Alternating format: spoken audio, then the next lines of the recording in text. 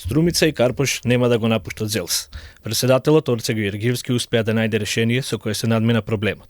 Според него, ваквите проблеми не треба да имаат политичка позадина и потребно да се реализираат проекти со кои ќе им се олесни животот на граѓаните. Нема истапување од ЗЕЛС и ЗЕЛС останува обединет.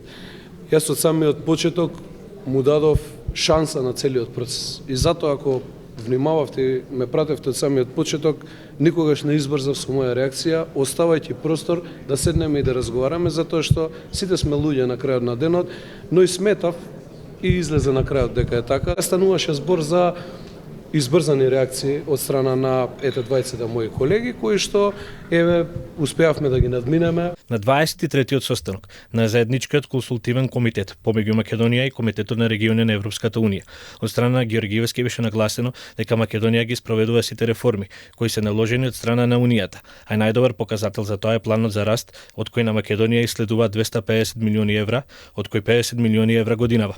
На состанокот, меѓу другото, беше нагласена важноста на дигитализацијата која на општините и граѓаните ќе му возможи полесен и побрз пристап до податоци и документи од јавен карактер, но и алатка плюс за борба против корупцијата. Морам да истакнам дека изминативе години како општини генерално, јас како претседател можам тоа да го тврдам дека покажавме силен капацитет во однос на дигитализацијата и наши сериозни заложби во однос на тоа прашање. Се надевам дека и понатаму ќе продолжи нашата соработка со нашите партнери. Од ЗЕЛС ја изразија благодарноста кон владата на Македонија, која обезбеди финансиска поддршка за општините за инфраструктурни проекти во вистина од 100 милиони евра, додека идната година се предвидени уште 150 милиони евра.